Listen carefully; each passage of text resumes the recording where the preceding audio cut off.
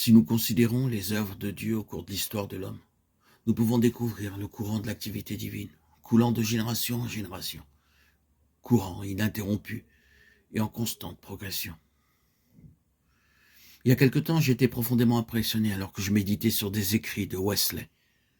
Dieu a fait une œuvre tellement grande par le moyen de cet instrument qu'il est peu probable qu'elle puisse être égalée aujourd'hui. Cependant, un fait est certain, Dieu a progressé depuis l'époque de Wesley. Le courant de l'esprit va toujours de l'avant. Le courant de l'esprit va toujours de l'avant.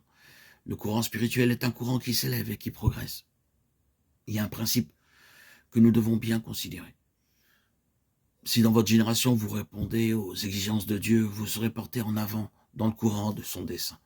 Mais au contraire, si vous accrochez au passé voulant qu'il refasse quelque chose qui, selon votre concept, est d'une grande valeur spirituelle, nous constaterons que nous nous sommes écartés du courant principal de son action. C'était une bonne chose que d'être un Luther au XVIe siècle, mais être un homme comme Luther au XXe siècle ne pourrait certes pas répondre aux besoins actuels. De même, Wesley fut très utile pour le Seigneur au XVIIIe siècle, mais il n'aurait certainement pas accompli ces mêmes choses au XXe, XXIe siècle. Chaque instrument levé par Dieu a dans son temps une fonction spécifique. Et sa contribution au progrès de l'Église correspond exactement aux besoins précis de l'heure. Mais cet instrument ne pourrait servir à l'édification de l'Église pour l'amener à un stade plus avancé de son développement. Malheureusement, beaucoup ne discernent pas le courant vivifiant et en constante progression qui traverse toute l'histoire de l'Église.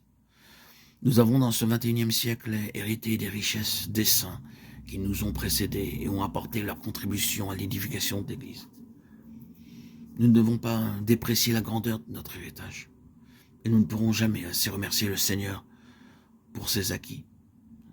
Cependant, si nous essayons d'être aujourd'hui un Luther ou un Wesley, nous allons vers un échec complet. Nous serons en dessous du dessein de Dieu à l'égard de notre génération. Car nous rechercherons des choses du passé, alors que le courant de l'esprit coule vers l'avant. Dans la Bible, de la Genèse à l'Apocalypse, le mouvement de l'esprit va toujours de l'avant. Du début à la fin, nous découvrons la progression des œuvres de Dieu. Un jour, un frère me demanda la signification de l'épître aux Hébreux. Je lui ai demandé s'il avait remarqué des différences importantes entre ce livre et le livre des Actes.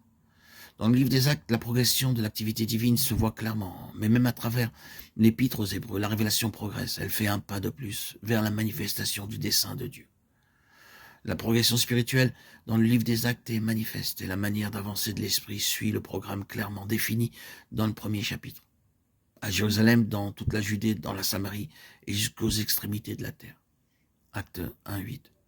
Depuis la Judée, le courant s'écoule vers la Samarie, mais cependant, en parvenant en Samarie, il n'a pas stagné. Il a coulé vers Rome, car il avait pour limite l'extrémité de la terre. Bien que nous puissions voir la progression régulière du dessein divin à travers le livre des Actes, cependant, à la fin de ce livre, nous constatons que le concept chrétien n'avait pas été entièrement clarifié.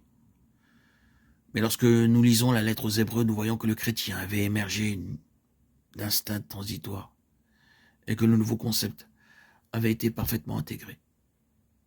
Dans les Actes, nous y voyons des juifs chrétiens. Ils se réunissent avec d'autres chrétiens hors du temple. Toutefois, ils vont encore au temple. Mais dans le livre aux Hébreux, nous constatons qu'il n'est plus fait mention d'un juif chrétien, mais simplement d'un chrétien tout court. Et qu'il ne se réunit plus désormais qu'à certains moments dans le temple, et à d'autres moments hors du temple. Ce qu'il pouvait faire lorsque l'Esprit avait été tout récemment répandu à Jérusalem. Il ne pouvait plus le faire. Maintenant, le courant de l'Esprit progressait jusqu'aux extrémités de la terre. Dans les Hébreux, nous voyons qu'il avait délaissé le temple pour le vrai tabernacle, dressé par le Seigneur, et non par un homme, Hébreux 8.2. Et il a renoncé aux nombreux sacrifices pour une seule offrande, par laquelle le croyant est rendu parfait pour toujours.